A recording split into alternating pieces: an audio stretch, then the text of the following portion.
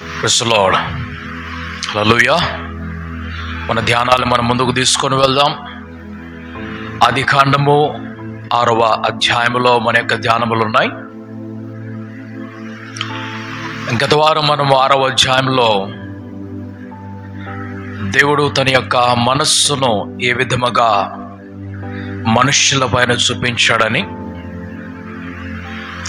ఆయన ప్రళయాన్ని తీసుకొని రాకముందుగా తన కనికరమును, తన ప్రేమను, తన దీర్ఘశాంతమును 120 సంవత్సరాల వరకు ఎలాగో ఆయన భూమి మీదకి పంపించి మనుష్యులను కాపాడుచు 120 సంవత్సరాలు వారికి అవకాశం ఇచ్చి వారు తిరిగి వస్తారని, మారు మనసు పొందుతారని దేవుడు ఎదురు చూశాడు. కానీ అది జరగలేదు. లూకాసు సువార్త 15వ అధ్యాయంలో మనము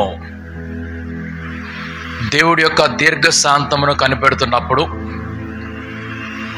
ఆ తండ్రి ఇల్లు విడిచి వెళ్ళిపోయినటువంటి కుమారుడు తిరిగి వస్తాడు అని ఎదురు చూశాడు. కానీ తండ్రి వెతుక్కుంటూ వెళ్ళలేదు. దానిపైన 2 భాగములు చూసినట్లయితే ఆ స్త్రీ నాణెమును వెతకడానికి తన స్నేహితురాలను పిలుచుకుంటుంది.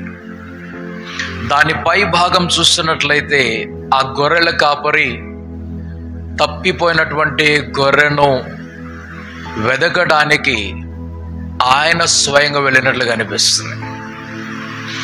మొదటిగా గొర్రెల కాపరి వెళ్ళి వెతుక్కొని వస్తున్నాడు. రెండవ దానిలో మరికొంతమంది సహాయకులను తీసుకొని వారితో పాటు వెతకడానికి వెళ్తున్నారు. మూడవ దానిలో ఆ తండ్రి ఇంట్లో నుంచి బయటికి వెళ్ళటం లేదు. తండ్రికి అన్ని తెలుసు ఆ కుమారుడు ఎక్కడ ఉన్నాడనేది.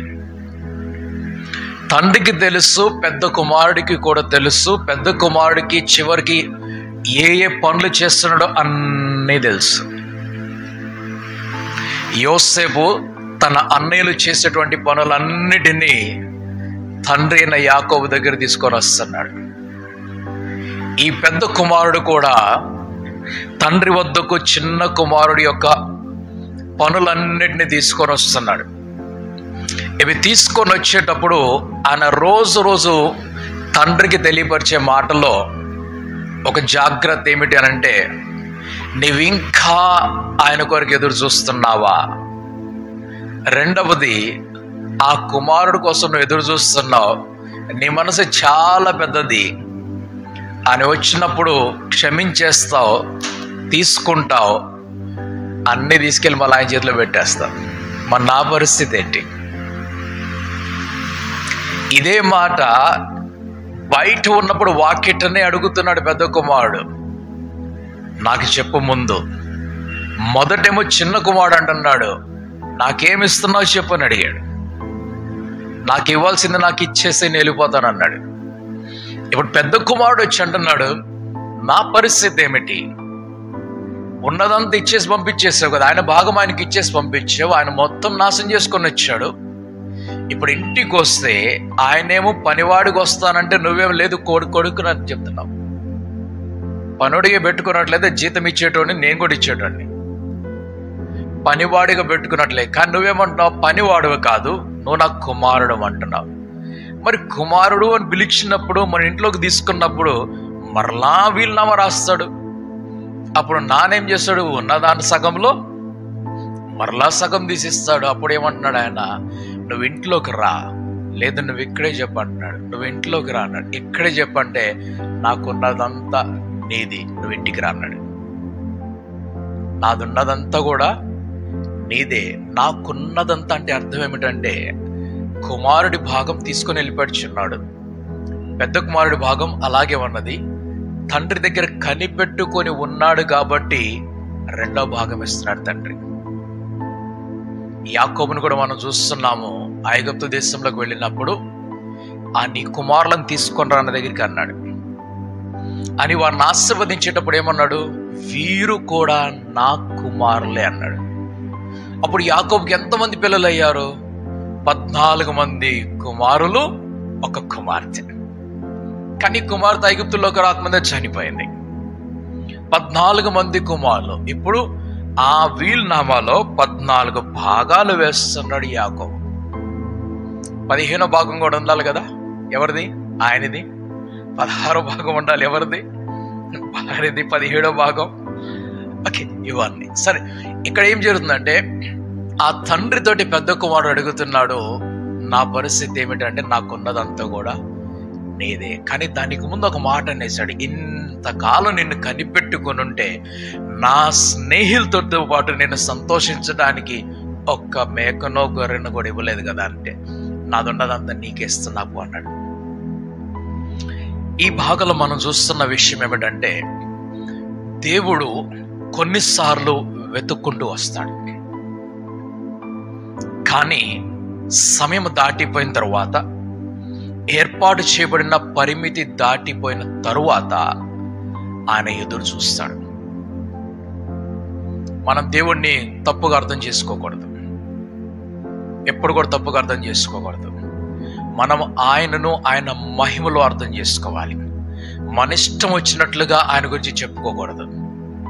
ఈ 3 భాగాలు మనం చూస్తున్నాం. ఈ భాగము మొదటిది, గొర్రెల కాపరి వెతుక్కుంటూ వెళ్ళాడు. 2, ఆ స్త్రీ సహాయకులను కోరుకొని కలిసి వెతుకుతున్నది. 3, ఆ తండ్రి ఇంట్లోనే ఉన్నాడు, వెళ్ళలేదు. ఇది 3వది. తప్పిపోయిన వాడు తిరిగి వచ్చాడని చెప్తున్నాడు. మరి తప్పిపోయిన వాడిని వెతకడానికి వెళ్ళాలి కదా. ఈయన తప్పిపోయిన కుమారుడు అని చెప్పేసి టైటిల్ పెడుతున్నారు. కానీ నేను సరిగ్గా చూస్తే ఈయన పారిపోయిన కుమారుడు. తప్పిపోయిన కుమారుడు అని చెప్పేదానికంటే ఇల్లు వదిలిపెట్టేసి మంచి మైండ్లోనే వెళ్ళాడు కదా. డబ్బులు తీసుకొని వెళ్తానంటే పిచ్చోడు తీసుకెళ్ళడు కదండి. ఎప్పుడు తప్పిపోతారు? మతి స్థిమితం లేనప్పుడు తప్పిపోతారు. ఆ మైండ్ కంట్రోల్లో లేనప్పుడు తప్పిపోతారు. ఒక ఆయన టీ తాగుదామని చెప్పి ఒక రోజు ఒక యాత్రలో వెళ్తూ వెళ్తూ ఒక స్టేషన్ దగ్గర దిగాడంట. ఆ స్టేషన్ దగ్గర దిగిన తర్వాత ఆయన టీ తీసుకొని వచ్చేలోగా ట్రైన్ వెళ్ళిపోయింది. వెళ్ళిపోతే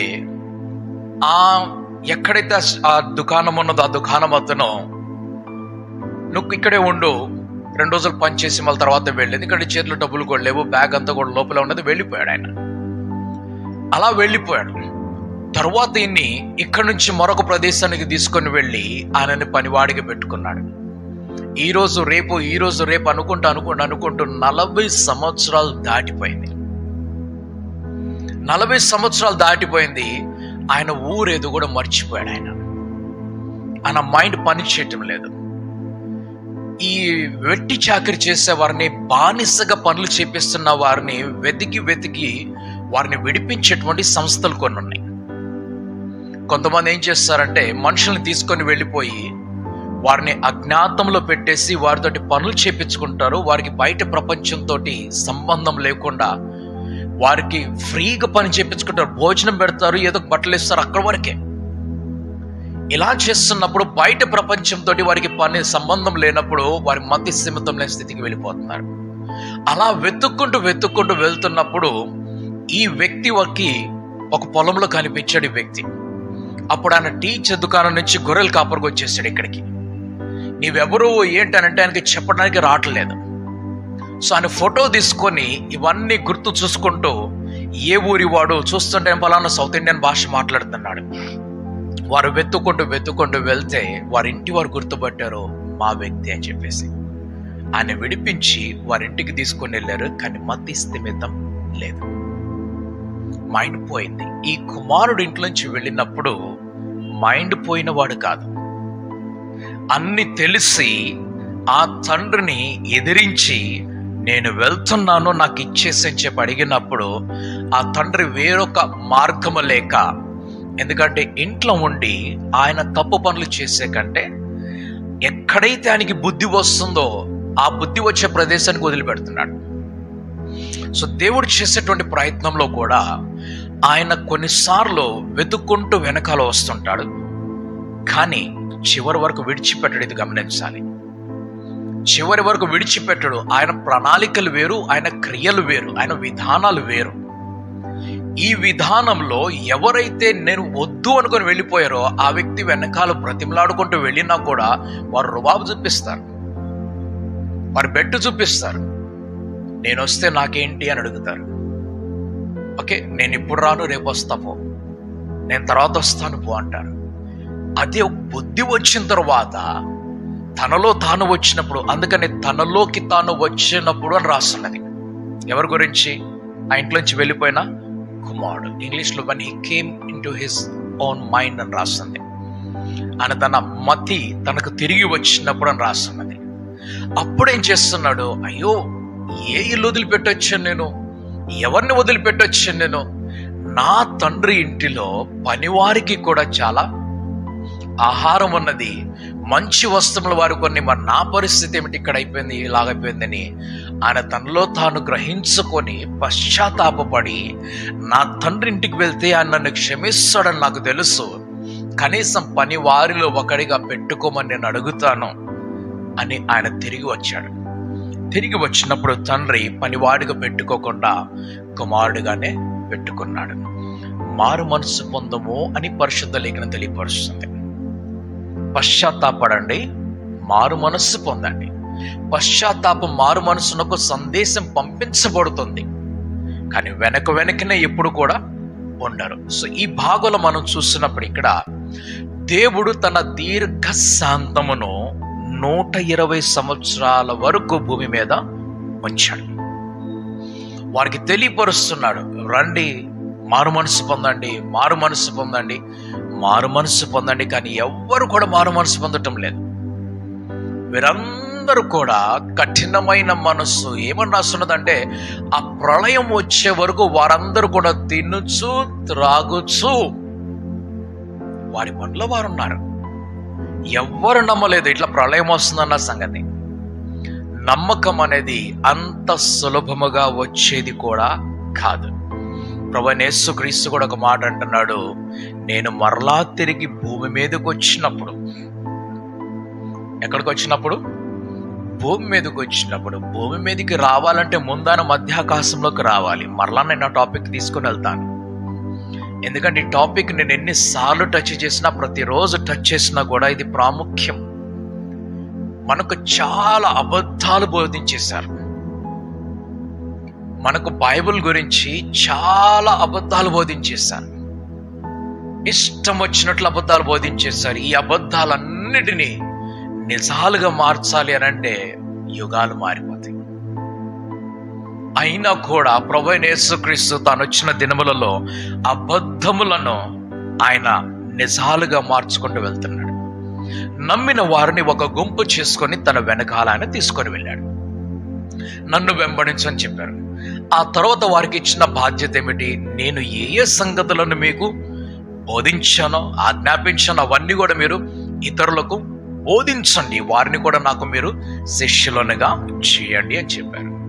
అయితే ఈ ప్రపంచము, ఆ ఆజ్ఞని తీసుకొని వస్తున్నటువంటి ఈ ప్రపంచము వస్తా వస్తా వస్తా వస్తా ఏమైపోయిందంటే, ఈ తరముకు వచ్చే వరకు అసలు సంఘం అంటే ఏంటో మర్చిపోయారు, ఆరాధన అంటే ఏమిటో మర్చిపోయారు, నిజం అంటే ఏమిటో మర్చిపోయారు, దేవుడి కోరికలు ఏమిటో మర్చిపోయారు.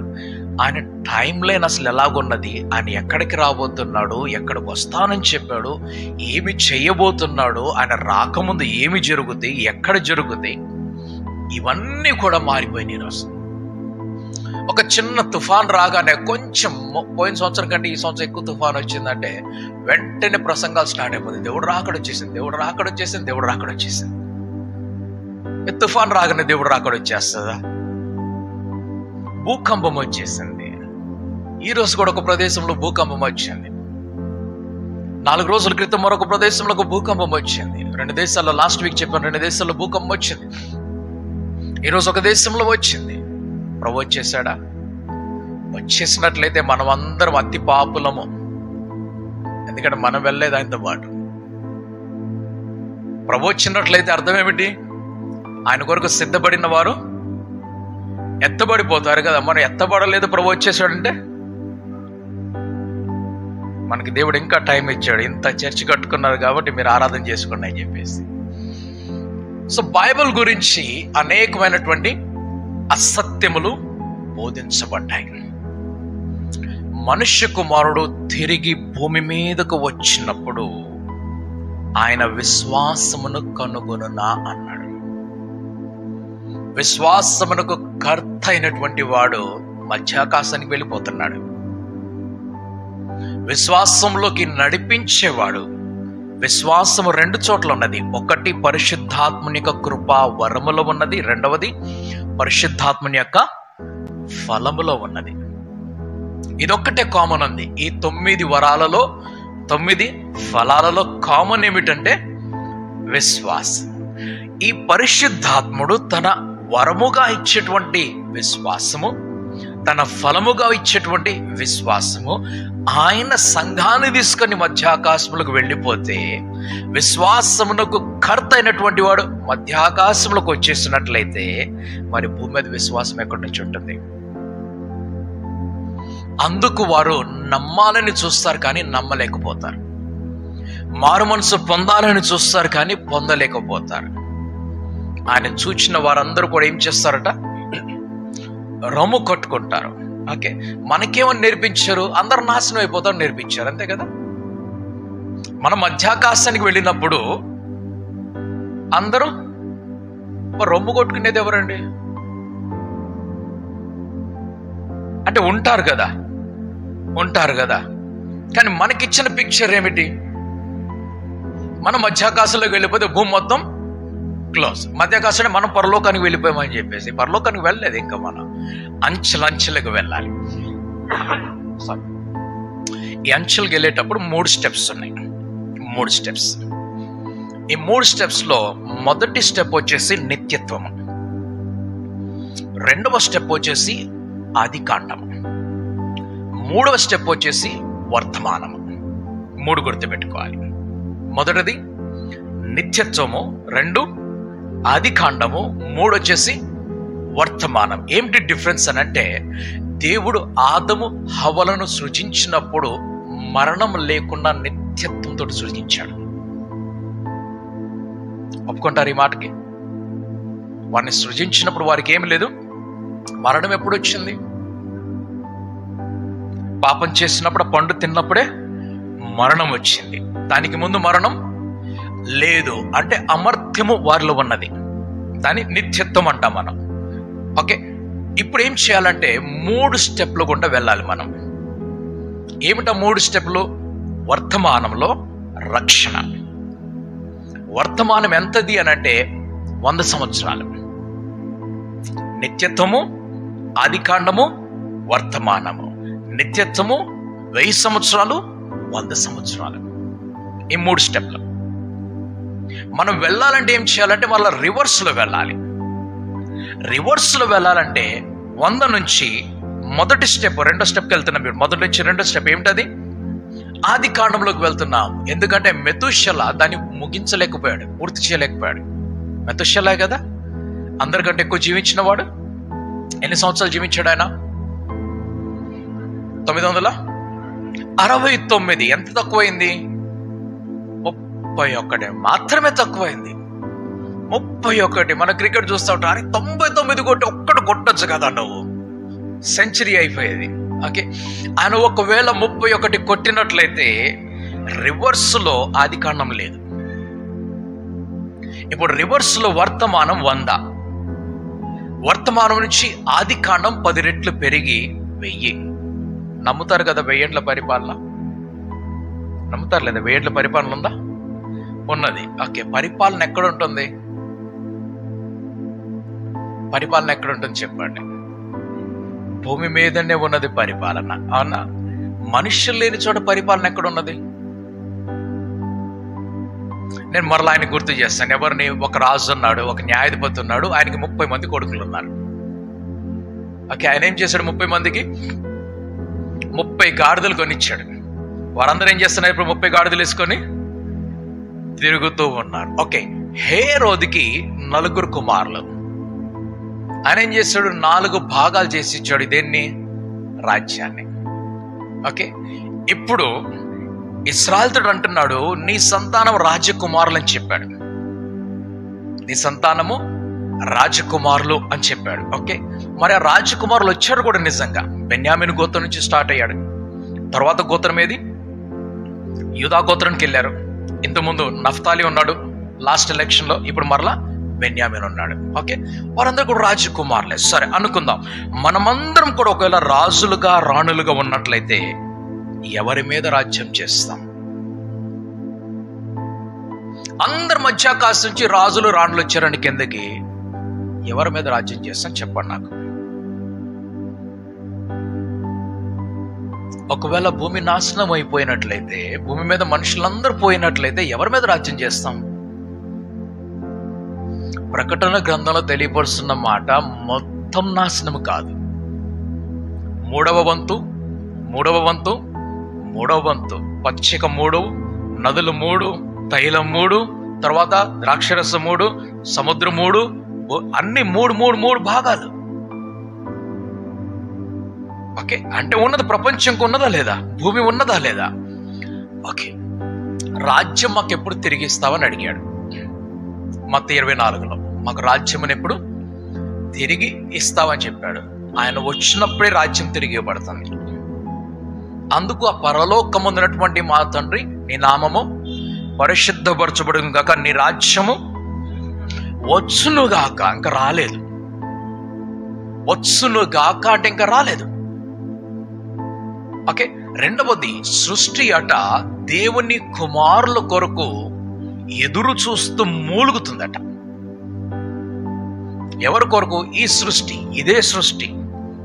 దీనిని దేవుడు ఇప్పుడే అంతము చేయడు. ఈ సృష్టి దేవుని కుమారుల కొరకు ఎదురు చూస్తుందట. ఎలాగో? మూలుగుతుందట. ఓకే, ఎందుకు? దేవుని కుమారులు వచ్చినట్లయితే ధర్మ పరిపాలన, న్యాయ పరిపాలన, సత్య పరిపాలన, పరిశుద్ధ పరిపాలన జరుగుతుంది. మనం పరిపాలనకు వస్తున్నామనంటే ఇప్పుడేమవుతుందో తెలుసా? ఇప్పుడు ఎవరంటున్నారు? ఇప్పుడు ఏమంటే భక్తులు వచ్చేసేమో పరిపాలన అధీనంలో ఉన్నారు. ఎవరు? నీతిమంతులు వచ్చేసి ఆ నీతిమంతుడైనటువంటి రాజు కింద ఉన్నాడు. కానీ రేపేమవుతుందనంటే అనీతిమంతులు నీతిమంతుల అధికారంలోకి వస్తారు. ఆ 1000 సంవత్సరములు ఇక్కడ ఉన్నది, సమయం ఉన్నది. అది నంబర్ 2 స్టెప్. నంబర్ రివర్స్ లో వర్తమానము 100, రివర్స్ ఆది కాండము 1000 కంప్లీట్ అవుతుంది. ఆ తర్వాత నిత్యత్వము, అప్పుడు మనం పరలోకానికి వెళ్తాం. అందుకే స్టెప్స్ ఉన్నాయి మనకి. రివర్స్ లో వెళ్ళాలి. ఎలాగైతే వచ్చిందో దాన్ని రివర్స్ చేయాలి. మనిషి ద్వారా వచ్చింది కాబట్టి పాపం మనిషి ద్వారానే. ఇది రివర్స్. మనిషిని ఎవరు సృజించారు? దేవుడు సృజించాడు. మరి తన కుమారుని కూడా ఎవరు పంపించారు? దేవుడే పంపించాడు. ఇది చూడండి, రివర్స్ ఆర్డర్ అన్ని కూడా. ఈ పద్ధతిలోనే నడవాలి. ఆ ఏదెను తోట ఎలాగైతే పాపము లేకుండా ఉన్నదో అలాగుననే పాపము లేనటువంటి స్థితికి ఈ ప్రపంచం మార్చబడాలి.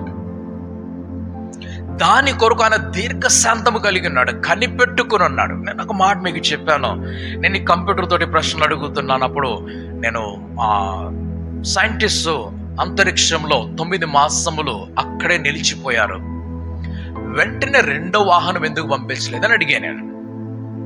దానికి జవాబు ఏమిటి? ఎందుకు అక్కడ జరిగింది, అసలు వెళ్ళింది వారెందుకు? అక్కడ ఉండటానికి వెళ్ళారు. మన కొరకు అనుకూలం ఉన్నదా లేదా, మనకు అక్కడ గాలి నీరు ఇవన్నీ కూడా ఎప్పుడన్నా వస్తాయా లేదా? లాస్ట్ టైం వెళ్ళినప్పుడు మేము కొన్ని ప్రయోగాలు చేసి వచ్చాము. ఆ ప్రయోగాల ప్రతిఫలం ఏమిటి అక్కడ?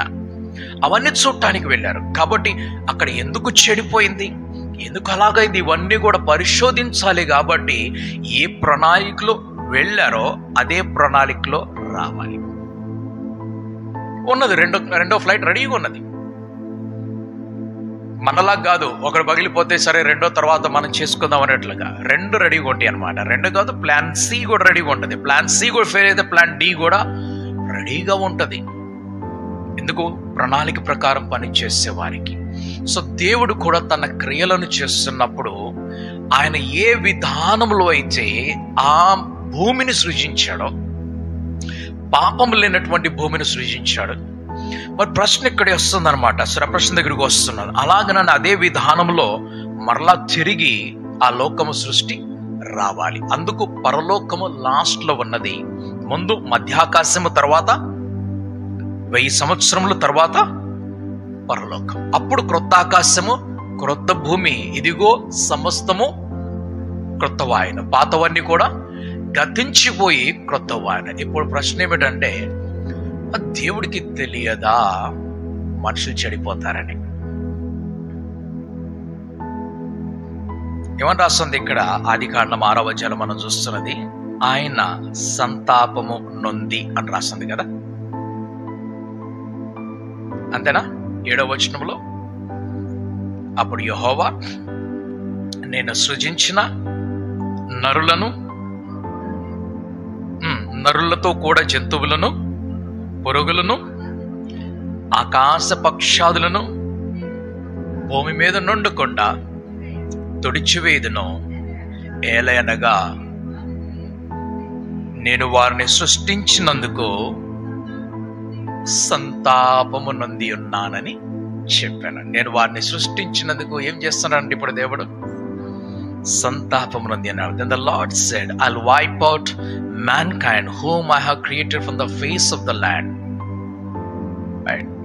Mankind and animals as well, and crawling things and the birds of the sky, for I am sorry that I have made them. For I am sorry that I have made them. Okay.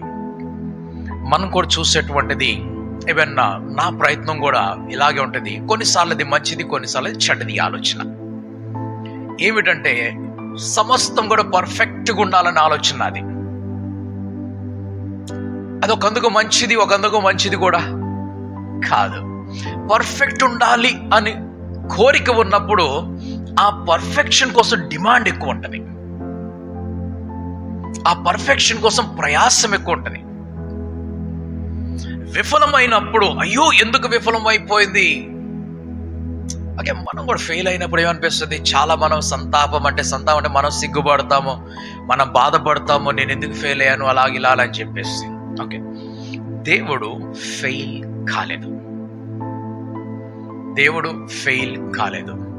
ఒకవేళ ఆయన బొమ్మలనే సృజించినట్లయితే, బొమ్మలే ఉన్నట్లయితే, ఆ బొమ్మలు ఆయనకి ఏం సంతోషమిస్తాయి? ఆయనకేం సంతోషిస్తాయి? మన చిన్నపిల్లల్ని మనం చూసుకుందాం. మన చిన్నపిల్లలకి మనం టాయ్స్ తెచ్చిస్తాం. కొంతమంది ఇంట్లో అయితే ఇంటి నిండా టాయ్స్ ఉంటాయి. ఏ టాయ్స్ కొంటారు? సాఫ్ట్ టాయ్స్ నుంచి లేదంటే ఎలక్ట్రానిక్ టాయ్స్ వరకు, కార్స్, బైక్స్ అన్నీ ఉంటాయి. ఇన్ని ఉన్నా కూడా కొద్దిసేపే దానిలో సంతోషము. మనల్ని చూడగానే అవన్నీ విడిచిపెట్టి, ఓకే, మనకి ఎన్ని ఉన్నా కూడా ఒకవేళ మనకు ఆ సంతానమే లేకపోతే, వారిని చూడగానే మనం కూడా అన్ని వదిలిపెట్టేసి, ఈ తండ్రి కూడా ఏం చేస్తున్నాడు ఇక్కడ? ఇంటికి వస్తున్న కొడుకును చూసినప్పుడు అన్ని వదిలిపెట్టేసి, ఎందుకంటే నా సంతోషం అందులో ఉన్నది అంటున్నాడు ఆయన. దేవుడు ఒకవేళ బొమ్మల్నే తయారు చేసినట్లయితే, ఈరోజు ప్రపంచం అదే పని చేస్తుంది, బొమ్మలను తయారు చేస్తుంది. ఒక ఆయన ఉన్నాడు, ఎలన్ మస్క్ ఆయన పేరు. ఓకే, ఆయన రోబోటిక్ సైన్స్, ఆర్టిఫిషియల్ ఇంటెలిజెన్స్ లో కొంచెం ముందుకు వెళ్ళిపోయాడు. అపారమైన డబ్బు ఉన్నది ఆయన దగ్గర. మంచిది, ప్రయోగం చేయటం మంచిది, ప్రయోగంలో సాధించడం కూడా మంచిది, కనిపెట్టడం మంచిది, ఆవిష్కారం చేయడం మంచిది, రకరకాలైనటువంటి విద్యలను కలిగి ఉండటం మంచిది. దేవుడు ఎవరిని ఆపలేదు, దేవుడు ఎవరిని కూడా ఆపలేదు, ఏ పనిని కూడా ఆపలేదు. ప్రతి మంచి పనిని దేవుడు ముందుకు నడిపించాడు, ఆపలేదు.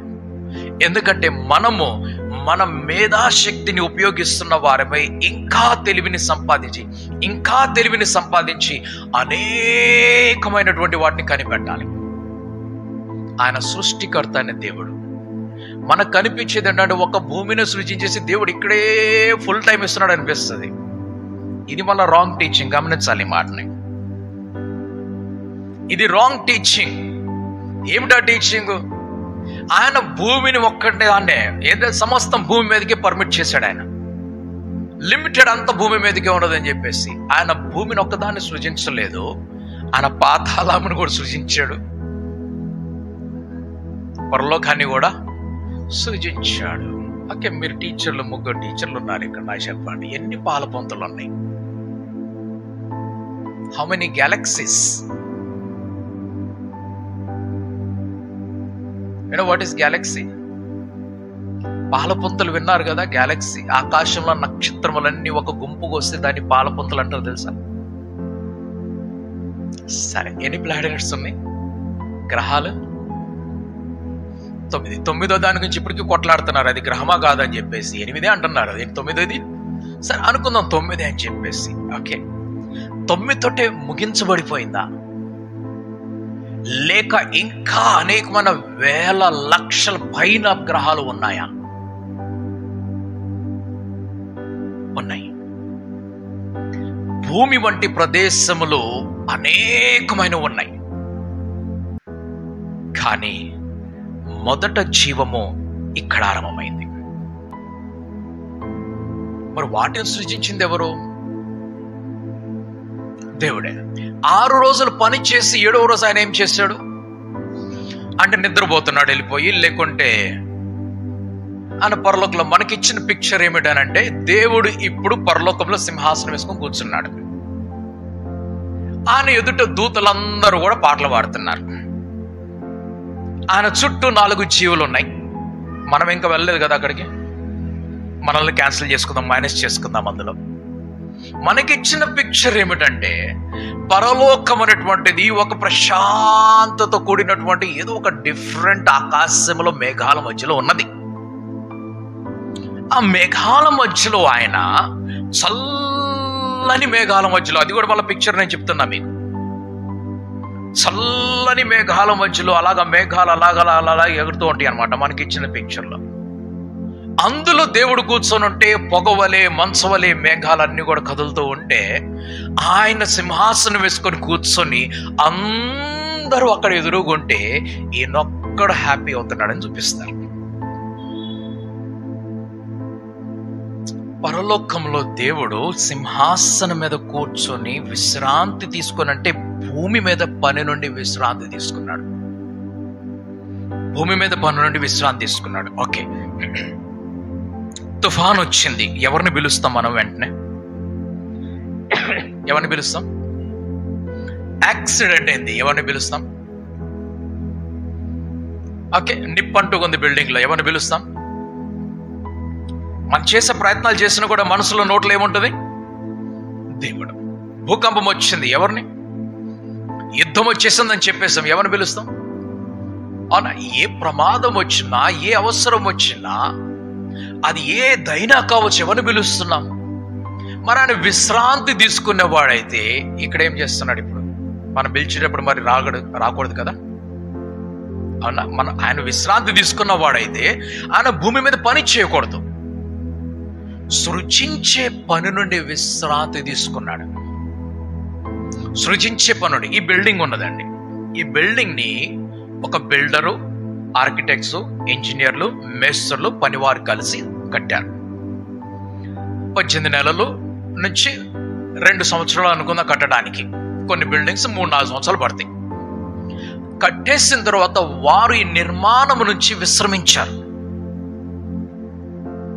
ఈ నిర్మాణం నుండి విశ్రాంతి తీసుకున్నారు. మరి అయిపోయి ఇంకా బ్యాంకులో బ్యాలెన్స్ వేసుకొని ప్రతి నెల వచ్చేదాంతో తింటా దావుతూ కూర్చున్నారు. వాళ్ళు వేరే పనులు చేస్తున్నారు కదా, వారి ప్రపంచం వేరు. కానీ పేరు ఎవరిది? చివరి వరకు ఫలానా వారు కట్టించారు అని చెప్పేసి ఉంటుంది. ఆయన కట్టేసి వెళ్ళిపోయాడు. ఆయన కట్టేసేటప్పుడు ఇందులో వైరింగ్ లో ప్లంబింగ్ వరకు అవన్నీ చేసి వెళ్ళిపోయారు.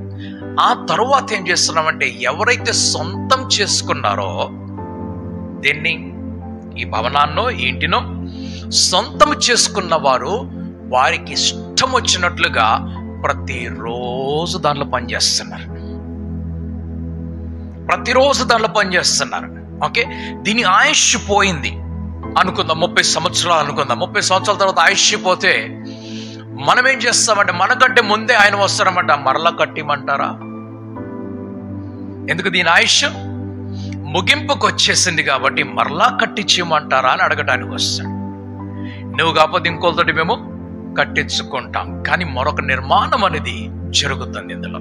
ఓకే, ఈ సృష్టి ఏమంటారు, ఈ నిర్మాణ క్రియ అయిపోయిన తర్వాత మనము రోజు దానిలో ఏదో ఒకటి చేస్తూ బిల్డింగ్ కూలిపోకుండా కాపాడుకుంటున్నాం. మనం ఎంతో మంది సహాయకులను అందులో పిలుచుకుంటున్నాం రకరకాలుగా. సృజించిన వాడు ఈ సృష్టిని నిలబెడుతున్నవాడు కూడా, సృజించిన వాడు దాన్ని నిలబెడుతున్నాడు కూడా. ఆయన ఆజ్ఞ లేకపోతే ఇవన్నీ కూడా కూలిపోతాయి. మనకి తెలిసి మాట, ఆయన భూమిని గాలిలో వేలాడదీశాడని చెప్పేసి, అవునా? అంతేనా? కింద ఉన్న పిల్లర్లు వేసాడా? మెట్రో పిల్లర్లు వేసినట్లుగా. మెట్రో పిల్లర్లు తెలుసు కదా, పెద్ద పెద్ద పిల్లర్స్ ఉంటాయి. బ్రిడ్జిలు కట్టేటువంటి పిల్లర్స్ పెద్ద పెద్దగా ఉంటాయి కదా. మన భూమి కింద ఎటువంటి పిల్లర్స్ లేవు, అది విశాలములో. అందుకని మనం శూన్యములో నీవు పాడతాం కదా, నజరేయుడా నా యేసయ్య పాటలో, అవునా? ఆకాశ గగనాలు దేంతో కొలిచారట? జానతోటి కొలిచాడు. ఆ దేవుడు ఎంత పెద్దోడు జానతో కొలవడానికి. సరే, ఓకే, ఆయన విశాలములో దీన్ని వదిలిపెట్టేశాడు, దీన్ని కలుగు చేసిన వాడు. ఇది పడిపోకుండా కాపాడు. ఎన్ని సునామీలు వచ్చినా, ఎన్ని భూకంపాలు వచ్చినా కూడా ఈ భూమికి ఏమి కాదు. ఎందుకంటే ఆయన కాపాడుతున్నాడు. విశ్రాంతి తీసుకున్నాడు అంటే నిద్రపోతున్నాడు అని కాదు. విశ్రాంతి తీసుకున్నాడు పరలోకంలో కూర్చొని మీరు పాడండి నేను వింటాను కాదు. మరలం కూడా చెప్తున్నా నేను, మనకి ఇచ్చిన రాంగ్ టీచింగ్, మనం పరలోకానికి వెళ్ళి పాటలు పాడతామని చెప్పారు. ఇంతకంటే పచ్చబద్ధం కోవట్లేదు. ఆయనకి పాటలు పాడే అవసరం లేదు, ఆయనకి పని చేసే వాళ్ళు కావాలి. దేవుడికి ఎవరు కావాలి? పని చేసే వాళ్ళు కావాలి. కానీ ఆయనకు అవసరం లేదండి. పాటలు వినాలనుకుంటే దేవుడు ఇంకొక లూసిఫర్ లాంటి 10 లూసిఫర్లు సృజించుకునేవాడు. మరొకటి చెప్తున్నాను, ఇంకొక రాంగ్ టీచింగ్ ఏమిటంటే లూసిఫర్ సంగీతానికి జనకుడు అని చెప్తారు. ఆయన అబద్ధాలకు జనకుడు, సంగీతానికి కాదు. బైబిల్లో రాసింది. ఆయనను రూపించినప్పుడు, ఆయనను ప్రతిష్ఠ చేసేటువంటి దినమున పిల్లన గ్రోవులను ఊదిరి అంటే మ్యూజిక్ ముందుందా లేకుంటే అప్పుడు పుట్టిందా? మనకేం నేర్పిస్తారు? ఎవరట జనకుడు సంగీతానికి? లూసిఫర్ అని చెప్తారు. ఇది రాంగ్ టీచింగ్, ఇది రాంగ్ టీచింగ్. ఎందుకంటే నన్ను స్వాగతించడానికి మ్యూజిషియన్స్ అక్కడ ఉన్నారు, నాకంటే ముందు మ్యూజిషియన్స్ ఉన్నారు. వారు కూడా మ్యూజిషియన్సే. మేబీ నా అంత పెద్దోడు కావచ్చు, ఎందుకంటే పెద్దోళ్ళు కాకపోవచ్చు, కానీ వారు మ్యూజిషియన్స్ అక్కడ ఉన్నారు. సంగీతం అనేటువంటి ఆ యొక్క ఏమంటారు నైపుణ్యమును, ఆ నైపుణ్యమును దేవుడే తీసుకొని వచ్చాడు. దేవుడే. జ్ఞానము ఆయన మూలముగా కలుగుచున్నది, ఆయనే జ్ఞానము. సత్యము యేసు ప్రభు అంటున్నాడు, నేనే సత్యము అంటున్నాడు. మరి లూసిఫర్, అపవాదిగా మారినటువంటి లూసిఫర్ గురించి రాస్తున్నప్పుడు వాడు అబద్ధములకు చెన్నకుడు, వానిలో సత్యమేమియో లేదంటున్నాడు. లేదు, పాపం అనేది దేవుడు కనిపెట్టలేదు. మరి ప్రశ్న మరొకటి వస్తుంది, దేవుడికి తెలియదా పాపం పుడుతుందని? దేవుడికి తెలియదా పాపం పుడుతుందని? దేవుడికి తెలుసు. మరలా చెప్తున్నాను, ఆయన బొమ్మలను సృజించలేదు. బొమ్మలు కూడా కొన్నిసార్లు, ఈ కంప్యూటర్ కూడా కొన్నిసార్లు మన మాట ఉంది, కెమెరా కొన్నిసార్లు మన మాట ఉంది, సౌండ్ కొన్నిసార్లు మన మాట అనేది ఇది ఎదురు తిరుగుతూ ఉంటుంది. ఓకే, సో బొమ్మలు అనేటువంటివి మనం చెప్పినట్లుగా చేస్తాయి. కానీ మనుషులు అనేవారు చెప్పిన దానికి, యేసు ప్రభు ఒకరితో అన్నాడు, ఎవరితో చెప్పాక సైలెంట్ ఇంటికి వెళ్ళిపో అని చెప్పాడు. ఆడేం చేశాడు? ఏం చేశాడు? ఆయన ఊరంతా వెళ్ళి చెప్పాడు. ఆయన 10 మందితో అన్నాడు, ఒక పంచండి, మీరు వెళ్ళి మోషే ధర్మశాస్త్ర ప్రకారంగా యాజకుడిని కలిసిరండి అని చెప్పారు కుష్ఠరోగాన్ని. 9 మంది ఏం చేశారు? వెళ్ళిపోయారు. ఒకడు మాత్రం తిరిగి వచ్చాడు. నువ్వు వెళ్ళి చెప్పు అంటే చెప్పటం లేదు, చెప్పొద్దు అని అంటే ఇది మానవుడు. మరి ఇక్కడ ఏమి కనిపిస్తుందంటే ఆయన సహనము, ఆయన ఓర్పు, ఆయన క్షమ, ఆయన ప్రేమ, ఆయన దీర్ఘ శాంతం కనిపిస్తుంది ఇక్కడ. ఆ గుణాలు కనబడాలి అనంటే, అవి బయటపడాలి అనంటే, ఆ గుణములకు వ్యతిరేకంగా ఎవరన్నా ప్రవర్తిస్తున్నప్పుడు, వారు ఆ దేవుణ్ణి మనస్సును గాయపరుస్తున్నప్పుడు, బాధ పెడుతున్నప్పుడు, దుఃఖపరుస్తున్నప్పుడు, ఆ దేవుడు దుఃఖపడ్డవాడు గాక, కోపించిన వాడు గాక, ప్రేమను, కనికరమును, దయను, క్షమను, జాలిని, ఓర్పును, సహనాన్ని చూపించి దీర్ఘశాంతం కలిగి ఉండాలి. అది ఆ దేవుడి యొక్క గుణం. ఆయనలో ఉన్నటువంటి గుణములను ఈ ప్రపంచము బయటకు తీసుకొని వస్తుంది. కానీ నేటి క్రైస్తవ ప్రపంచము ఈ గుణములలో ఏ గుణాల గురించి కూడా చెప్పకుండా అడుగుడీ ఇవ్వబడును, తట్టుడీ తీయబడును, వెదకుడి, ఇక్కడ వరకే పరిమితం అయిపోయాం. ఆయన మనస్సును మనం కదిలించటం లేదు. అసలు ఆ దేవుడి మనస్సును ఎవ్వరు కదిలించడం లేదు. కథలు చెప్పుకొని వెళ్ళిపోతున్నారు. ఆ దేవుడి మనస్సును కదిలించటం లేదు. ఆయన మనస్సు ఆ పరిశుద్ధాత్మని యొక్క ఆత్మ ఫలములో ఉన్నది. ఆయన మనస్సు ఇక్కడ ఏమంటున్నాడు? దేవుడి మనస్సు, నా మనస్సు నా ఆత్మ ఎల్లడు కూడా నరులతోటి ఎల్లప్పుడు కూడా వాదించదని చెప్పేసి అంటున్నాడు ఆయన. ఆత్మ, ఆయన ఆత్మను మనం చూస్తున్నాము. ఎక్కడ? ఆ జలముల మీద ఆయన ఆత్మ అల్లాడుచూ ఉండెను. ఒకసారి మేము కమలాకర్ నగర్లో ఉన్నప్పుడు సడన్ గా మంచి వర్షము, తుఫాను వంటి పరిస్థితి వచ్చేసింది. అందరి ఇండ్లలోకి నీళ్లు రావటం మొదలు పెట్టే. మా ఇంటి ఎదుటి వాళ్ళు మొదటిగా వారి కేకలు వేసుకొని మా ఇంట్లోకి నీళ్లు వచ్చేసినాయి అన్నారు. మా ఇంట్లో చూస్తే నీళ్లు లేవు. అయితే వారింట్లోకి నీళ్లు వచ్చేసాయట. సరే, వాళ్ళ ఇంట్లో ఉన్నటువంటి విలువైన వస్తువులన్నీ తీసుకొచ్చి మా ఇంట్లో పెట్టడం ప్రారంభించాం. తర్వాత చూస్తే ఒక్కొక్కరి ఇంట్లోకి, నేను ఆయన్ని స్కూల్కి తీసుకొని వెళ్దాం అనుకున్నాను. ఒక ఆయన అన్నారు, కహా జారే అన్నాడు. స్కూల్ చూడనే జారామంటే ఏక్ బార్ రోడ్డు దిక్కున్నాడు. రోడ్డు మీదకి వెళ్ళినప్పుడు ఇక్కడ వరకు నీళ్లున్నాయి. అది చూసి నేను వెనక్కి వచ్చి ఇంట్లో ఇల్లు పెట్టేసాను. వాళ్ళిద్దరు ఇల్లు చూసుకుంటున్నారు. నేను అందరు ఇల్లు వెళ్ళి తలుపు కొడుతున్నాను. ఒకరింటికి వెళ్ళి తలుపు కొడితే వారి పరుపు కిందేసుకున్న పరుపు నీళ్ళలో వారు తేలాడుతున్నారు. కానీ వారికి అర్థం కాలేదు నీళ్ళు వచ్చేసిన ఇంట్లో. కానీ అంతటి నీళ్లు వచ్చేసాయి. దాదాపుగా అందరిలోకి వచ్చేసాయి. లాస్ట్ మా ఇంట్లోకి స్టార్టింగ్ లో వచ్చాయి, కానీ దేవుడు వాటిని ఆపేశాడు. ఇంటి లోపలికి రానివ్వలేదు. 51 ఇళ్ళు ఉన్నాయి అక్కడ. ఎందుకు అక్కడికి నీళ్ళు వచ్చాయంటే, ఆ బిల్డింగ్ వెనకాల ఆ వేరే సొసైటీ వారు గోడ కట్టేశారు. వారు గోడ కట్టేసినప్పుడు ఆ నీళ్లు కాలువ నుంచి వచ్చి దానికి తగిలి ఈ సొసైటీలోకి వచ్చేసి, ఆ చివరికి ఏం జరిగిందంటే, దాని కారణంగా ఇది జరుగుతున్నప్పుడు ఎవరైతే దాన్ని కట్టారో ఇక దాన్ని పిలిచేటువంటి సమయం కూడా లేదు. కాబట్టి ఆ అందరు కూడా పలుగులు తీసుకొచ్చి కొట్టడం మొదలు పెడితే అందులో నేను అందరూ చేసిన వాళ్ళమే. ఒక ఆయన అందులో గొడవ పట్టడానికి వచ్చేసాడు. ఇక్కడ పందులు వస్తాయి, ఇక్కడ ఇది వస్తాయంటే, తర్వాత చూద్దామయ్యా, ముందైతే కొట్టని దీన్ని, తుమ్ భరకే దేగా క్యా అని అడిగాడు. దేఖేంగే బాద్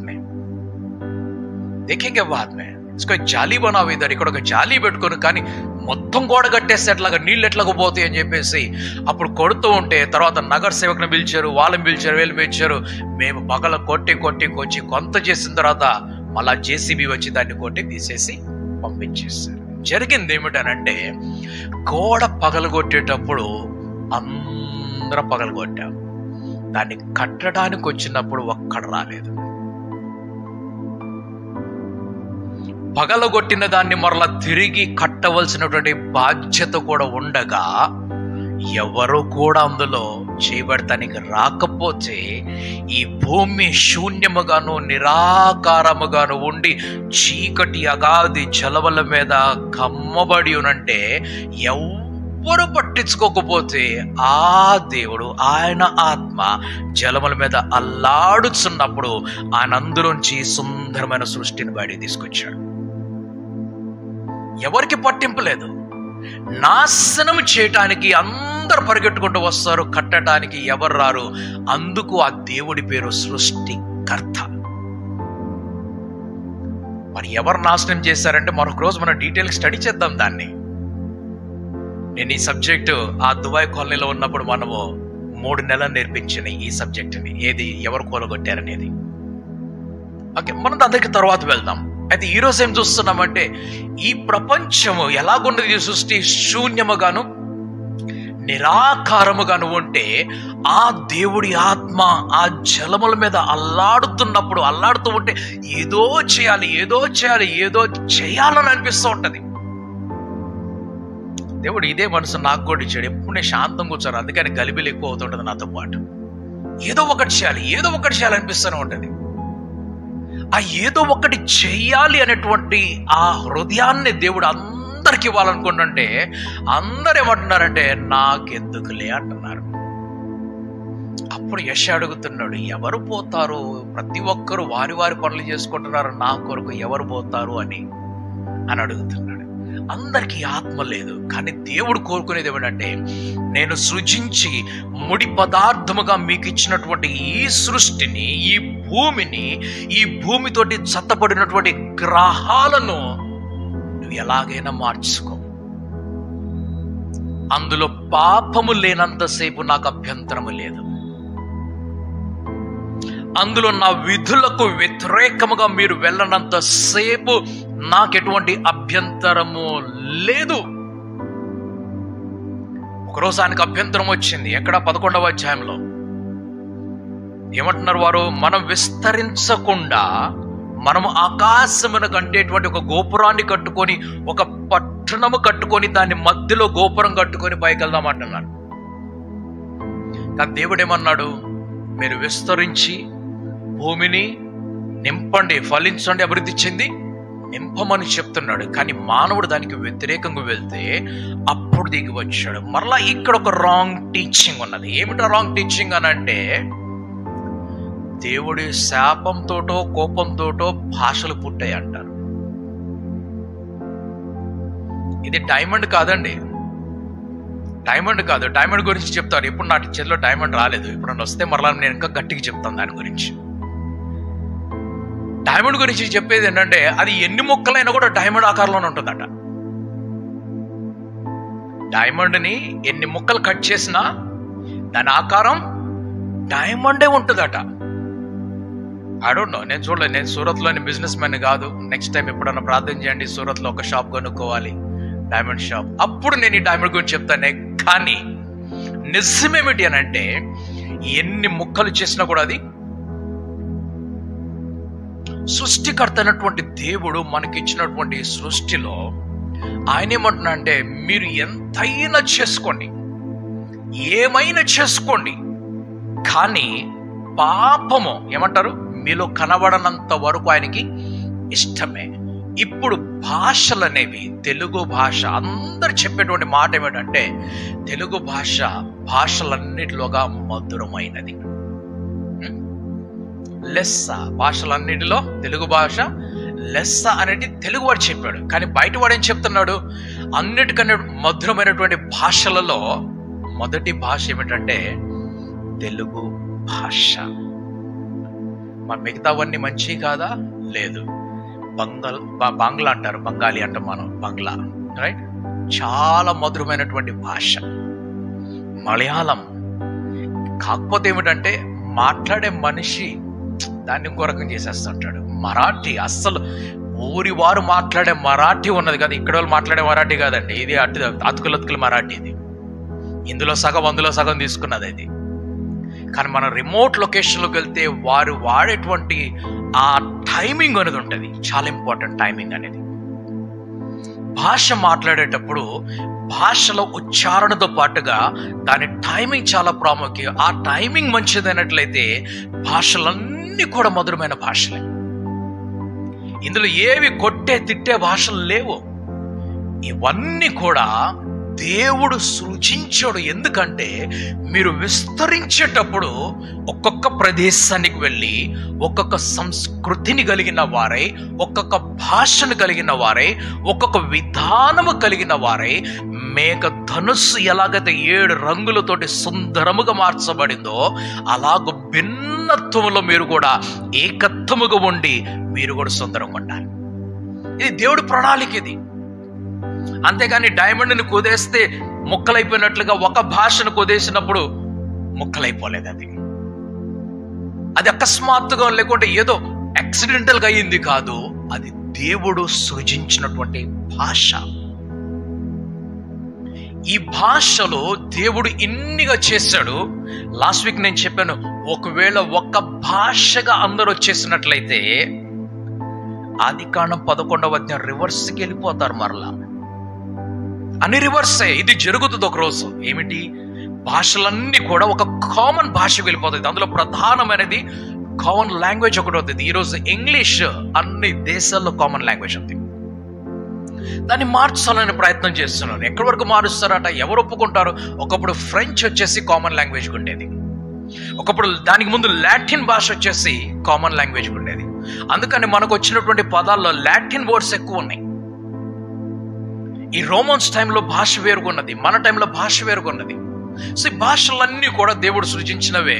ఒక రోజు వచ్చేస్తుంది ఒక భాష, ఒక రూపాయి, ఒక దేశం, ఒక రాజ్యము, ఒక రాజు, ఒక పరిపాలన.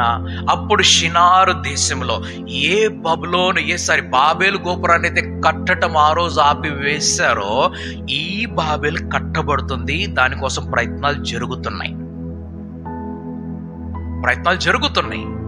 ఈ బాబేలు దేశానికి, షినార్ దేశంలో బాబేలు యొక్క గోపురాన్ని కట్టడానికి వెళ్తున్నారు.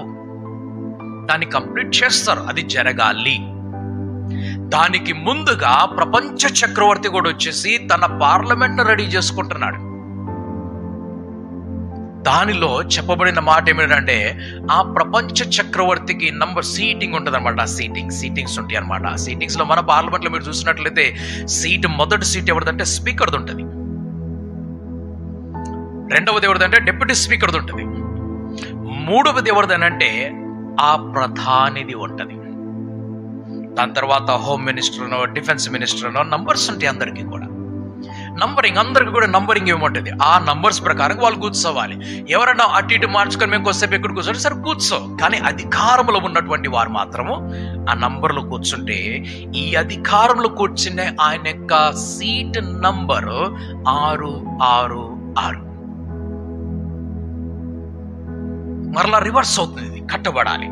ఒక రాజు రావాలి, ఒక చక్రవర్తి రావాలి, ఒక ప్రపంచం రావాలి, ఒక భాష రావాలి, ఇవన్నీ రావాలి. రివర్స్ జరుగుతూ ఉన్నాయి. అయితే దేవుడు ఏమంటున్నాడంటే ఇక్కడ నరులతోటి ఎల్లప్పుడూ నా ఆత్మ వాదించదు అని చెప్తున్నాడు ఆయన. ఓకే, ఇక్కడ ఆయన దీర్ఘశాంతమును చూపించిన వాడై 120 సంవత్సరాలు ఆయన ఓర్పు సహనాన్ని చూపించి వారిని కనిపెట్టుకున్న వాడై వారు దేవుడి దగ్గరికి వస్తారని చూశాడు. 3 భాగాలు చెప్పాను. 1 గొర్రెల కాపరి స్వయంగా వెళ్ళాడు. 2 ఆ స్త్రీ సహాయకులను తీసుకొని వెతకడానికి వెళ్ళింది. 3 ఆ తండ్రి వచ్చే వరకు ఎదురు చూస్తున్నాడు.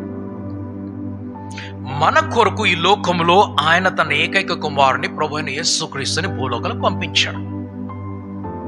మన కొరకు ఆయన పరిశుద్ధ గ్రంథమును ఇచ్చాడు. మన కొరకు ఆయన తన ఆత్మను కూడా పంపించాడు. పరిశుద్ధాత్మ పంపించాడు.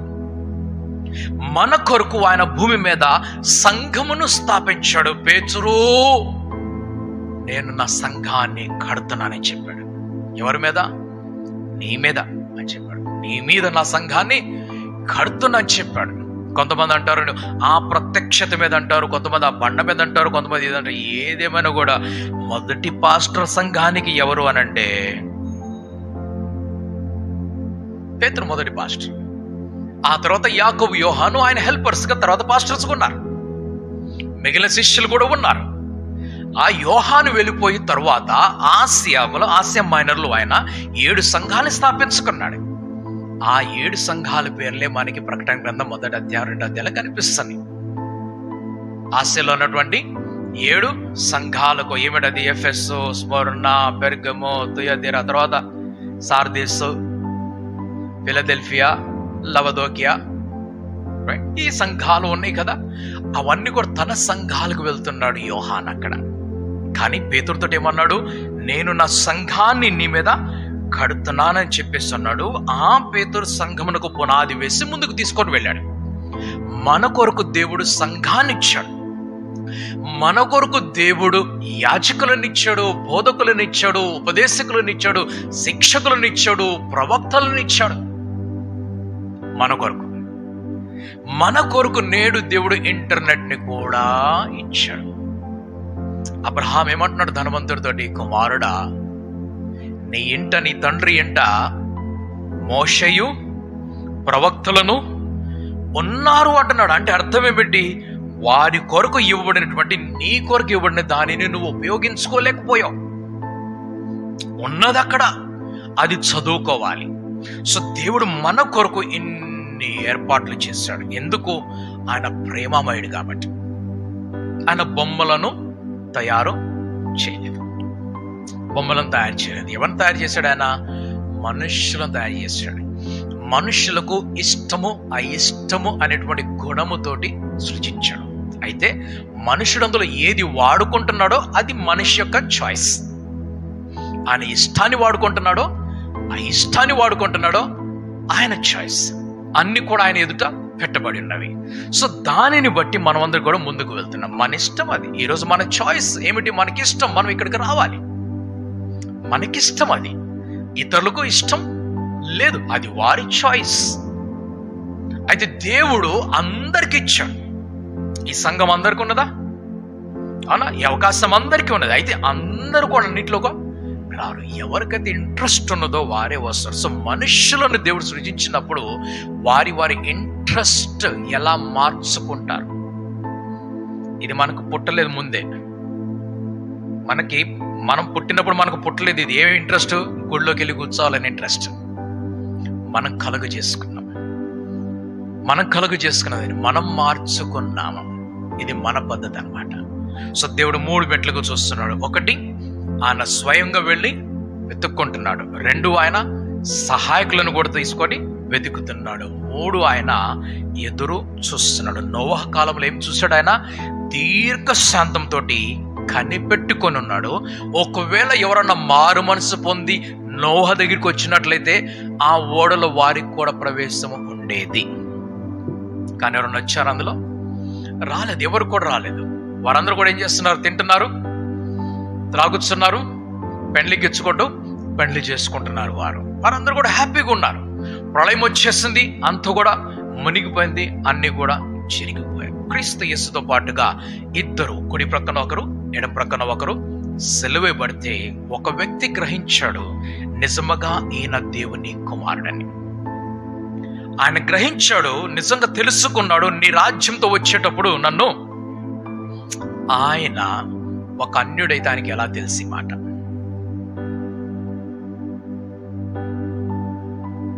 రాజ్యంతో వచ్చేటువంటి విషయము యూదులకు తప్ప ఎవరికి తెలియదు.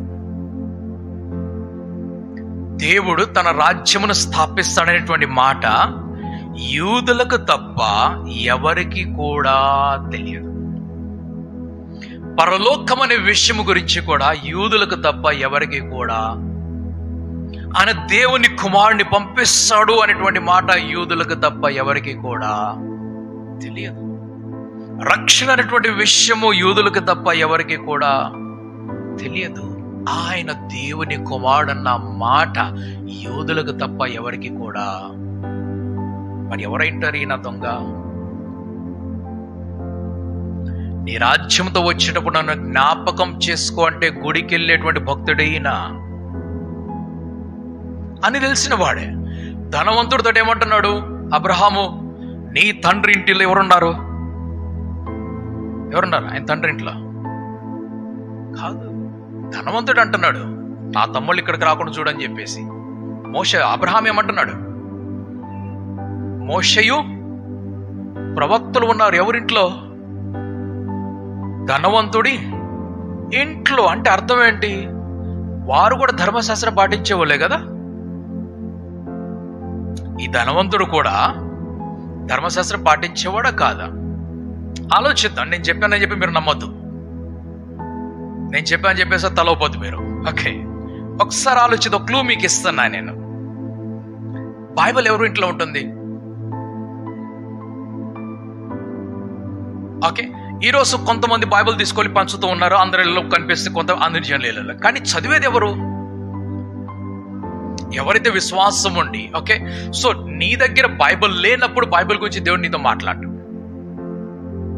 ఏమన్నాడు ఆయన? రోమాపత్రికలో మనం ఏం చూస్తున్నాము? ఎందరైతే ధర్మశాస్త్ర ప్రకారంగా నడిచారో వారికి ధర్మశాస్త్ర ప్రకారంగా తీర్పు, ఎవరైతే సువార్తతోటి నడిచారో వారికి సువార్త ప్రకారముగా తీర్పు, మరి అన్యులైన వారికి వారి దాని ప్రకారంగానే తీర్పు.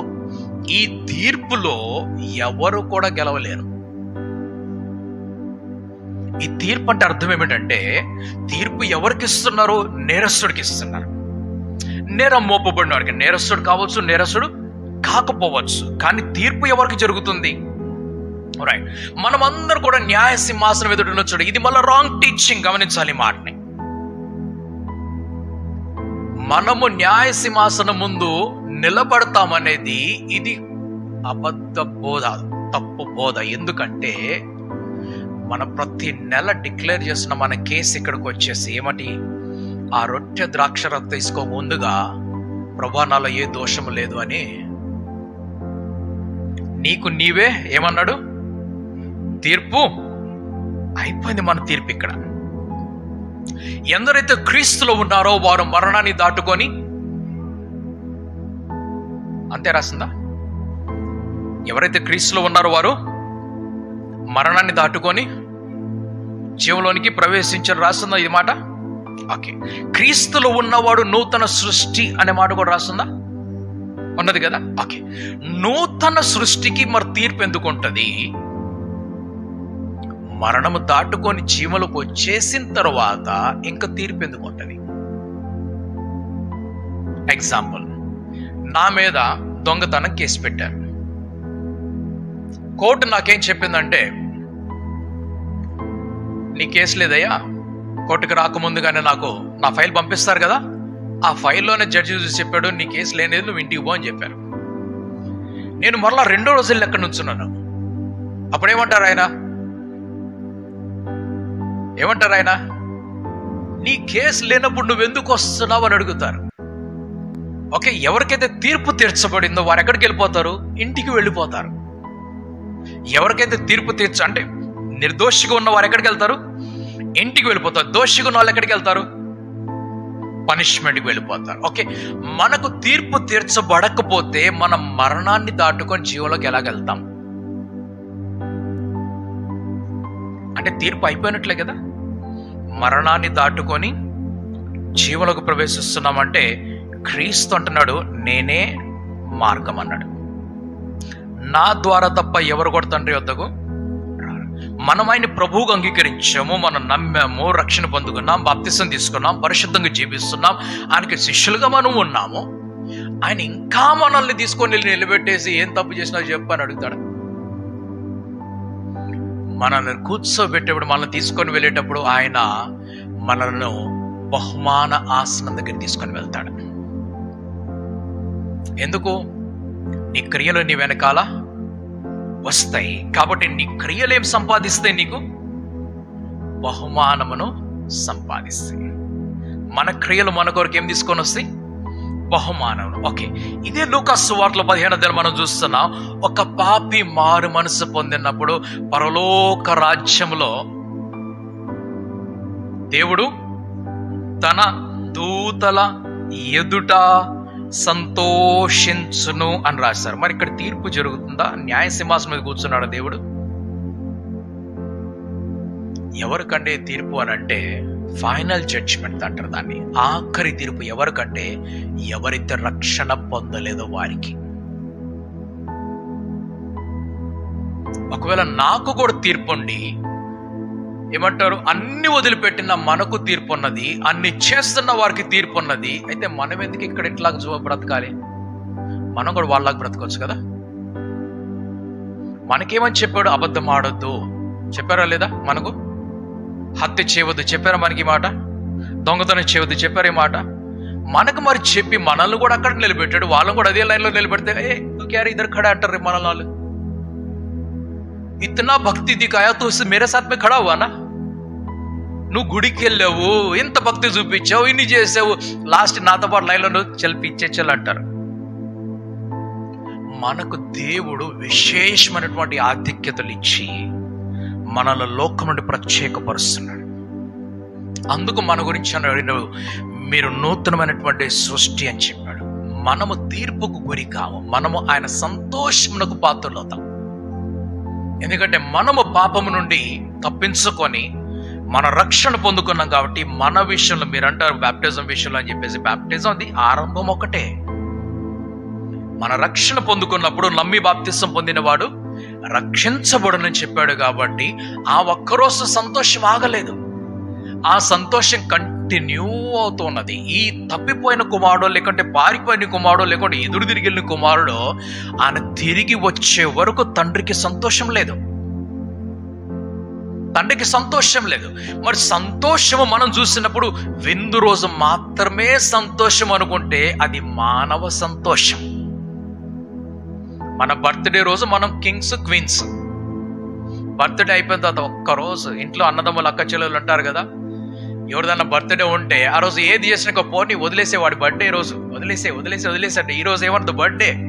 అలా డాడీ కోపం వచ్చి కూడా వద్దు బర్త్డే, మమ్మీ కోపం వద్దు బర్త్డే ఈ రోజు, ఏమన్నది అంటారు. ఆ గడియారం చూస్తారు, ఆ రోజు దాటే వరకు రుక్ అంటారు. తర్వాత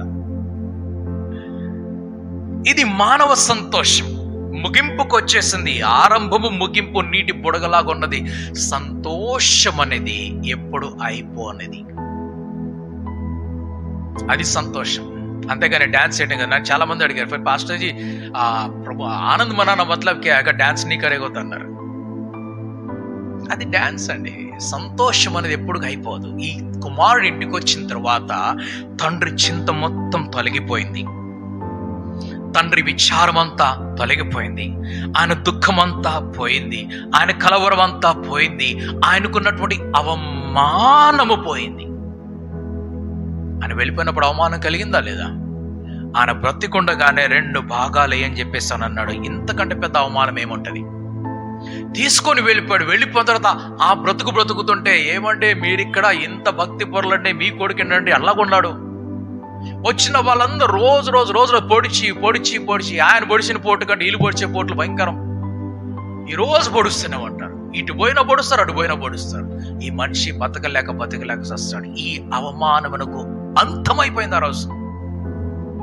అప్పుడు ఏమంటున్నాడంటే, నా కొడుకు తప్పిపోయాడయ్యా, తెలియకపోయాడా, కానీ ఈరోజు దొరికాడు, వాడు చనిపోయాడు, మరలా బ్రతికాడు అని చెప్పేసి అని అంటుంటే ఈ సంతోషం ఇప్పుడు కొడుకుతోటి కలిసి సంతోషిస్తున్నాడు. పెద్ద కొడుకుని కూడా చెప్పాడు, నువ్వు సంతోషం లేకుండా ఉంటావు నాకు తెలుసు. ఎప్పటి వరకు? నేను నీకు మాట ఇచ్చే వరకు. ఇప్పుడు నువ్వు నాకు మాట ఇవ్వాలి. ఏమిటా మాట అంటే, నాకున్నదంతా నీకు ఇస్తా, మన ముగ్గురం కలిసి సంతోషంగా ఉందాం. అప్పుడు ఆ పెద్ద కుమారుడు ఇంట్లోకి వస్తాడు. ఇది సంతోషం అనంటే. మనము పరలోక రాజ్యంలో చేర్చబడ్డప్పుడు ఏమన్నాడు?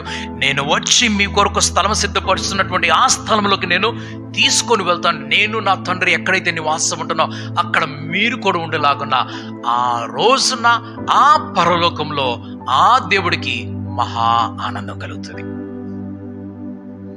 అప్పటి వరకు ఆయన బలిదానం ఇక్కడ ఉన్నది, ఆ బలియాగము క్రీస్తు యొక్క రక్తము ఇంకా ఉన్నది ఇక్కడ. అంటే ఆ బాధ, ఆ నొప్పి, ఆ దుఃఖము ఇంకా ఉన్నది అని అర్థం. ఆయన రక్తము ఎప్పటి వరకైతే భూమి మీద నరుల మీద పని చేస్తూ ఉన్నదో ఆ సిలువ దుఃఖము, అవమానము అప్పటి వరకు నిలిచే ఉన్నది. ఏ రోజైతే సంఘము మధ్యాకాశములోకి కొనిపోబడి వెళ్ళిపోతుందో అప్పుడు ఈ దుఃఖము ఆగిపోతుంది. ఎందుకంటే ఆ రక్తం యొక్క క్రియ వ్యాలిడిటీ ఉన్నది కదా, అది ముగింపుకు వస్తుంది. ఆ రక్తము అప్పటి వరకే పని చేస్తుంది, ఆ తర్వాత ఆ రక్తం పని చేయదు. ఎందుకనంటే ఆ రక్తము కార్చిన వాడు తండ్రి మహిమతోటి దిగి వచ్చాడు, గాయపడ్డటువంటి దేహంతో రాలేదు. తోబా అంటున్నాడు కదా, నీ దేహాన్ని నాకు చూపించుంటున్నాడు కదా. ఆ ప్రభు ఏమంటున్నాడు, నేను వచ్చేటప్పుడు నా తండ్రి మహిమతోటి, ఆ కడబూర శబ్దముతోటి, ఆ ప్రధాన దూత శబ్దముతోటి, ఆ మేఘముల మీదకి నేను నా తండ్రి మహిమతోటి వస్తానన్నప్పుడు ఆ రక్తం యొక్క వ్యాలిడిటీ ముగింపులోకి వస్తుంది. పరిశుద్ధాత్ముడు భూమి మీద క్రియ చేసే వ్యాలిడిటీ ముగింపులోకి వస్తుంది. అందుకు ప్రజలు దేవుడి దగ్గరికి రావాలన్నా రాలేరు, మరణించాలన్నా మరణించలేరు. వారు కొండ సందులోకి వెళ్ళంటున్నారు, మా మీద పడండి, మా మీద పడండి అని చెప్పేసి అంటున్నారు. మరణము కోరుకుంటున్నారు, కానీ మరణం కూడా వారికి రావటం లేదు, దూరం అయిపోయి ఉన్నది. ఎందుకనంటే ఆ ప్రభు యొక్క కనికరం అనేది ఉన్నది కదా, అది వ్యాలిడిటీ అయిపోయింది. మరి ఏమి జరుగుతుందనంటే ఒక క్రొత్త నిబంధన ఇచ్చి మనల్ని తీసుకొస్తాడు. అది 3వ నిబంధన. ఈ నిబంధన వ్యాలిడిటీ అయిపోయింది. ఏమిటది? ఎప్పటి వరకు? ఆయన మధ్యాకాశంలోకి వచ్చే వరకు. కానీ ప్రకటన గ్రంథము ఏర్పాటు అంటే ఆ కొనసాగింపు ఇంకా జరుగుతుంది. కొంతకాలం కొనసాగింపు. ప్రవచనములన్నీ కూడా దాదాపు ముగించబడతాయి. ఏ ప్రవచనాలు? మానవుడి రక్షణ విషయమైనటువంటి ప్రవచనాలు. భూమి మీద తీర్పు తీర్చబడేటువంటి ప్రవచనాలు అనేది ప్రకటన గ్రంథంలో మనం చూసేవి. ప్రమాదాలు వస్తాయి, బాంబులు పడతాయి, అవి పడతాయి, ఇవి పడతాయి, ఇవన్నీ కూడా అది తీర్పు. అక్కడ ఆ తీర్పు అయిపోయిన తరువాత మనం పరిపాలన చేయడానికి వస్తాం. ఇది ఎప్పుడు జరుగుతుంది? మనం 7 సంవత్సరాల మధ్యాకాశంలో ఉన్నప్పుడు ఇక్కడ 3.5 సంవత్సరాల పాటు తీర్పు జరుగుతుంది. ఇక్కడ. ఓకే, మరి మనం ఏం చేస్తున్నాం అక్కడ? ఆ ప్రభుతో పాటుగా 7 సంవత్సరాలు దేనిలో ఉన్నాం? మనం మధ్యాకాశంలో ఏం చేస్తున్నాం? విందు చేస్తున్నాం. ఏం చేస్తున్నాం? విందు. మధ్యాకాశంలో విందు. మిమ్మల్ని ఎప్పుడైనా నేను హోటల్ తీసుకొని వెళ్తాను, అక్కడే ఉందాం, 3 రోజులు ఉందాం, ఎక్కువ రోజులు ఉందాం, 3 రోజులు ఉందాం, 10 పూట్ల భోజనం చేద్దాం. తర్వాత ఏమవుతుంది? ఇంటికి ఎప్పుడు పోదామని అంటారు. ఇక చాలు, నేను తిన్న ఇప్పుడు అంటారు. ఒక్క పూట ఎక్కువ తింటే 2వ పూట మనం తినలేం. 7 సంవత్సరాలు తింటారంట కూర్చొని అక్కడ. కొంతమంది అంటారు హెవెన్ రెస్టారెంట్ అంటారు, స్కై రెస్టారెంట్ అని చెప్పేసి అంటారు దాన్ని. 7 సంవత్సరాలు ఏం జరుగుతుందంటే మనకి ఇవ్వబడినటువంటి శరీరములో 10 రెట్లు ఆయుష్ని పెంచి 100ను 1000 చేసి తీసుకొస్తాడు భూమి మీదకి. 3.5 సంవత్సరములు ఆయన తన శిష్యులకు బోధించి, వారికి ఉపదేశించి, వారితో చేపించి, వారికి బాధ్యతనిచ్చి పంపించినట్లుగా ఆ 3.5 సంవత్సరముల పైన 7 సంవత్సరం పూర్తిగా ఆయన మనకి దగ్గరగా ఉండి, ఇక్కడ 3.5కి డబల్ అవుతుంది 7 సంవత్సరాలు. ఆయన స్వయముగా వచ్చి తర్వాత ఏమి జరగబోతుంది, శిష్యులకి ఏం నేర్పించాడు, తర్వాత ఏమి జరగబోతుంది, ఏమి చెయ్యాలి నేర్పించాడు. పాత నిబంధనకు క్రొత్త నిబంధనకు, ఇదిగో నేను మీకు ఒక క్రొత్త నిబంధన ఇచ్చి వెళ్తున్నానని చెప్పినట్లుగా, మీరు ఈ పని చెయ్యాలని చెప్పినట్లుగా, మీరు దేవుని రాజ్యముని ఇక్కడ కట్టాలని చెప్పినట్లుగా, ఆ రాజ్యమును ఎలా కట్టాలో మనకు క్రొత్త ఇన్స్ట్రక్షన్స్ ఆ మధ్యాకాశంలో ఇస్తారు. అవి తీసుకొని 1000 సంవత్సరాల ఆయుష్ని తీసుకొని రివర్స్లో 2nd స్టెప్కి మనం భూమి మీదకి వస్తాం. 7 సంవత్సరాలు విందు జరుగుతుంది, కరెక్టే అది. కానీ విందు అని అంటే అర్థం ఏమిటి? అక్కడ సంతోషం. మనం ఏం పని చేయటం లేదు, మనమేం వంట చేయాల్సిన అవసరం లేదు, అక్కడ మనం వడ్డించాల్సిన అవసరం లేదు. స్పెషల్ దేవుడు తీసుకొస్తున్నాడు అక్కడికి. మనం వెళ్ళి ఏం చేయాలి? అక్కడ తినాలి, రైట్? మనం ఒక కొత్త బైబిల్ కాలేజ్కి వెళ్తున్నాం అనుకుందాం, అంతే. బైబిల్ కాలేజ్కి వెళ్ళిన వాళ్ళు ఏం చేస్తారు? సెమినార్స్కి వెళ్ళిన వాళ్ళు తింటారు, వచ్చేసి క్లాసులు అటెండ్ అవుతారు, మరలు వెళ్తారు, టీ తాగుతారు, క్లాస్ అటెండ్ అవుతారు, మళ్ళీ లంచ్ చేస్తారు, క్లాస్ అటెండ్ అవుతారు, మళ్ళీ రెస్ట్ తీసుకుంటారు, టీ తాగుతారు, మళ్ళీ సాయంత్రం వస్తారు, తింటారు, పడుకుంటారు, అయిపోయింది. ఇలా కంటిన్యూ అవుతూ ఉంటుంది అన్నమాట. సో మనకు దేవుడు నేర్పించేటువంటి విధానములకు మరలా వస్తున్నాడు అక్కడికి. క్రొత్త తీసుకొని వస్తాడు. మన పాతదే మనం అనుకుని కాదు, అది అయిపోయింది, దాని వ్యాలిడిటీ అయిపోయింది. పాత నిబంధన అంటే అర్థం ఏమిటి? పాత నిబంధన అంటే అర్థం ఏమిటి? నెరవేర్చేస్తాడు కదా ప్రభు. నేను కొట్టివేయడానికి రాలేదని చెప్పాడు, నేను నెరవేర్చడానికి వచ్చాను అన్నాడు. కాబట్టి నెరవేర్చిన తర్వాత ఏమన్నాడంటే, ఎప్పుడు నెరవేర్చాడు? ఆ శిల మీద తండ్రి సమస్తము కూడా సమాప్తమైనదని చెప్పాడు. అన్ని పనులను చేసేసానని చెప్పిన తర్వాత సరే వచ్చేసి అన్నాడు తండ్రి. అప్పుడు నా ఆత్మను నీ చేతికి నేను అప్పగిస్తానని చెప్పి వెళ్ళిపోయి ఆ తర్వాత శిష్యుల దగ్గరికి వచ్చి ఏమంటాడు తెలుసా? నేనిప్పుడు అధికారంతో వచ్చాను, పరలోకమందును భూమి మీదను సర్వాధికారము నాకు ఇవ్వబడినది. ఇదే అధికారం నేను మీకిస్తున్నాను. మీరు సర్వలోకానికి వెళ్ళి సర్వ సృష్టికి సువార్తను ప్రకటించి తండ్రి యొక్కయు కుమారుని యొక్కయు పరిశుద్ధాత్మక నామములకి వారికి బాప్తిస్మం ఇచ్చి నేను ఏ సంగతులను మీకు నేర్పించనో బోధించనో అవి వారికి మీరు నేర్పించండి. ఇది మన పని. ఇప్పుడు ఈ పని ముగింపులోకి వస్తుంది. ఎందుకు ముగింపులోకి వస్తుందనంటే మధ్యాకాశాలు మనం వెళ్ళిపోయిన తర్వాత రక్షణ లేదు. నేను ముగిస్తున్నాను ఇక్కడ.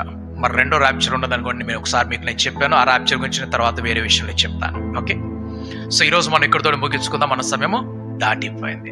రైట్. సో పరలోక రాజ్యము దేవుడు మన కొరకు సిద్ధపరుస్తున్నటువంటి రాజ్యము, సిద్ధపడినటువంటిది. అది కాదు, మనకు ఒక స్థలము అక్కడ ఆయన సిద్ధపరుస్తున్నాడు. సో దేవుడు తాను చేసినటువంటి పనులను బట్టి సంతాపం పొందాడు అని చెప్పినప్పుడు ఆయన ఏదో నాతో పొరపాటు జరిగిపోయిందని చెప్పలేదు. తనలో ఉన్నటువంటి భావన బయటికి తీసుకొని వచ్చాడు. భావన లేకపోతే ఆయన కూడా కదిలించబడిన వాడు అవుతే మనకు అసలు ఏమి లేవు మన దగ్గర. ఒక రాతి హృదయం కలిగిన వాడు, అందులో చలనం లేని వాడని చెప్తారు కదా. చలనం లేని వ్యక్తి ఎదుటికి వెళ్ళి మీరు ఎంత ఏడ్చినా కన్నీరు గార్చినా మీరు కాళ్ళు పట్టుకున్నా ఏమి కాదు. ఎవరిలైతే చలనం ఉన్నదో వాళ్ళ భావనలన్నీ కదిలి వస్తాయి.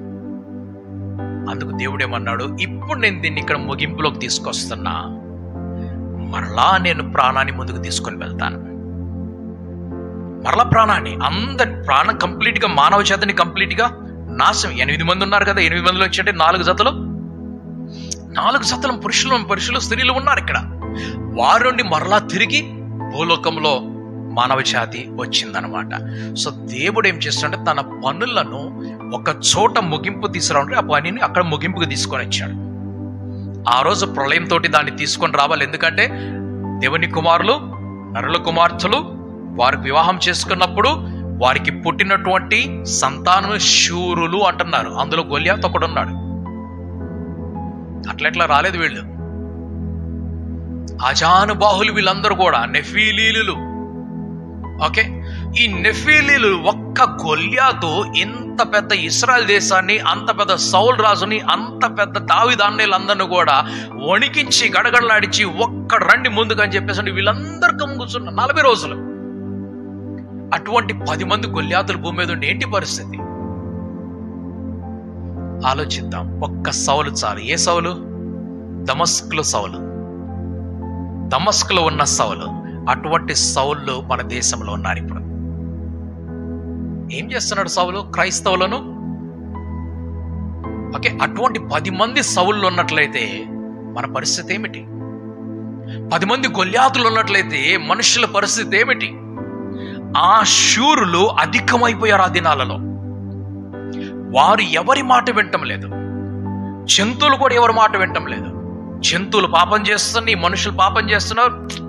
చెప్పడానికి వర్ణనకు భయంకరమైనటువంటిది అది. అప్పుడు దేవుడు అన్నాడు, ఇదిగో నా సన్నిధికి వచ్చేసింది, అదంతా కూడా నా సన్నిధికి వచ్చేసింది. కాబట్టి నేను మొత్తాన్ని తుడిచిపెట్టేసి క్రొత్త దాన్ని మరలా తీసుకొని వస్తానని చెప్పాడు. సో మనం అందరం కూడా ఎదురు చూస్తున్నది ఏమిటి? క్రొత్త ఆకాశము. మరి ఈ భూమిని ఏమేం చేయాలి కదా?